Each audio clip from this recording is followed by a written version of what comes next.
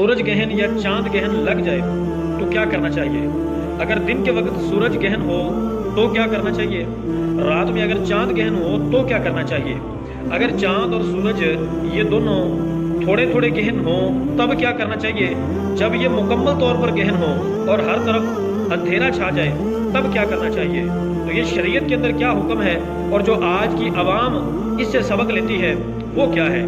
Number 1 جو آج کی عوام کرتی ہے، عوام کے اندر یہ مشہور ہے کہ جب سورج گہن لگے دن کے وقت تو سورج گہن ہوتے ہی عورتیں جو حاملہ عورتیں ہیں ان کو ان کی جو بڑی ہیں وہ یہ حکم دیتی ہے کہ اب آپ جو ہے وہ ایک جگہ پر ٹک کر نہیں بیٹھ سکتی۔ کیوں نہیں بیٹھ سکتی؟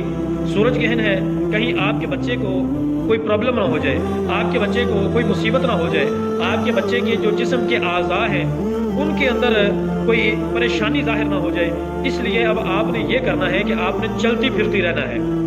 اگر گھر کے اندر گائے بھینس بکری یہ موجود ہے تو ان کو بھی بیٹھنے نہیں دیا جاتا، کیوں؟ ان کے دودھ پر کوئی فرق نہ پڑ جائے، کہیں ان کے جسم کے اعضاء کے اوپر کوئی فرق نہ پڑ جائے۔ اب حکم ان کو یہ دیا جا رہا ہے کہ آپ چلتے پھرتے رہے، ایک جگہ پر نہیں بیٹھ سکتے۔ اسی طرح جو حاملہ عورتیں ہیں وہ چھری کے ساتھ سبزی نہیں کاٹ سکتی، وہ چھری کے ساتھ کوئی فروٹ نہیں کاٹ سکتی، کیوں؟ بھائی سورج گہن لگا ہوا ہے، عورت یہ کام نہیں کر سکتی۔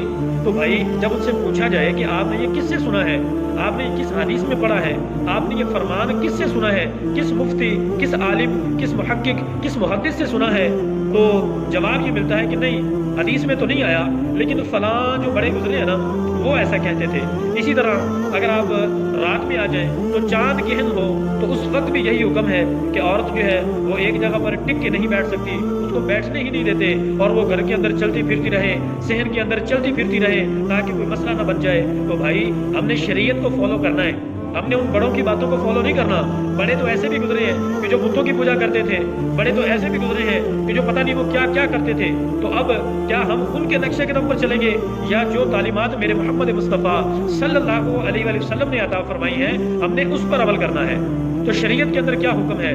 بخاری شریف کی حدیث مبارکہ ہے، حضرت ابو موسیٰ اشعری رضی اللہ تعالی عنہ، آپ نے ایک مرتبہ جب دن کے وقت سورج گہن ہوا تو آپ نے حضور علیہ السلام کو یہ دیکھا کہ میرے نبی جلدی سے اپنی جگہ سے اٹھے اور آپ مسجد نبوی میں تشریف لے کر چلے گئے، اور میرے نبی نے جلدی سے وضو فرمایا اور وضو کرنے کے بعد آپ نے ایک لمبا قیام کرتے ہوئے نماز پڑھی۔ آپ نے اس نماز کے اندر رکوع جو ہے وہ طویل مقدار کے اندر کیا۔ جب آپ سجدے کے اندر تشریف لے کر گئے تو تب بھی آپ نے طویل انداز کے ساتھ سجدہ کیا، اور جب آپ نے نماز پڑھ لی تو آپ اللہ تبارک و تعالیٰ کا ذکر کرتے رہے، اور آپ نے یہ فرمایا، میرے آقا نے جو فرمایا وہ بات ہم نے ماننی ہے، یہ نہیں کہ بڑے نے جو کہا ہے ہم نے وہ ماننی ہے۔ جو حدیث کے اندر ہمارے لیے حکم ہے ہم نے اس کو فالو کرنا ہے۔ میرے نبی نے ارشاد فرمایا کہ جب سورج گہن ہو یا چاند گہن ہو تو یہ اللہ کی نشانیاں ہیں۔ اللہ رب العزت اصل میں ان لوگوں کو، میری امت کو یہ بتلانا چاہتا ہے کہ میں رب اتنا جبار ہوں، قہار ہوں، میں ہر چیز پر قادر ہوں۔ یہ سورج جو ہے یہ اتنا بڑا ہے، اس کے باوجود بھی اس کو گہن لگ سکتا ہے، اس کی روشنی پوری دنیا کو چمکا دیتی ہے، لیکن اس کے باوجود بھی اللہ پاک اگر چاہے تو ان کو گہن لگ سکتا ہے، ان کی روشنی جو ہے وہ ماند پڑ سکتی ہے۔ اسی طرح جب چاند 14ویں کا چاند جب چمکتا ہے تو ہر چیز کو روشن کر دیتا ہے، تو اللہ جب اس کو بھی گہن لگاتا ہے تو اس کی روشنی بھی ماند پڑ جاتی ہے، اندھیرا ہو جاتا ہے۔ تو میرے بھائی حضور نے ارشاد فرمایا صلی اللہ علیہ وآلہ وسلم کہ یہ سورج گہن اور چاند گہن یہ اللہ کی نشانیاں ہیں، ہمیں اس کو دیکھ کر اللہ سے ڈر جانا چاہیے اور ہمیں اللہ کا ذکر اور اللہ رب العزت کی بارگاہ میں نماز ادا کرنی چاہیے، ہمیں رب کی بارگاہ میں توبہ کرنی چاہیے۔ جو حکم حدیث کے اندر آیا ہم نے اس کے اوپر چلنا ہے، نہ کہ جو بڑوں نے کہا کہ جو حاملہ عورتیں ہیں وہ چلتی پھرتی رہیں، بیٹھ نہیں سکتی، وہ یہ کام نہیں کر سکتی تو وہ کام نہیں کر سکتی، یہ ساری من گھڑت باتیں ہیں۔ حدیث کے اندر کوئی بھی ایسے الفاظ، کوئی بھی ایسی دلیل، کوئی بھی ایسی روایت، ضعیف روایت بھی نہیں ملتی کہ جس کے اندر یہ حکم ہو کہ جب سورج یا چاند گہن ہو تو اس وقت عورتیں جو ہیں وہ بیٹھ نہیں سکتی، چلتی پھرتی رہے، کچھ کاٹ نہیں سکتے، کچھ بنا نہیں سکتی، ایسا کچھ بھی نہیں ہے۔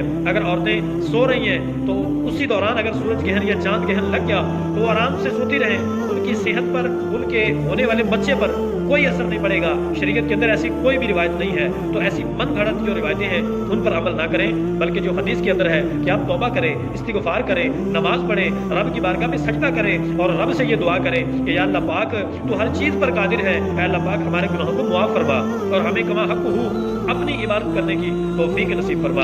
اللہ رب العزت مجھے آپ سب کو سمجھنے کی توفیق نصیب فرمائے۔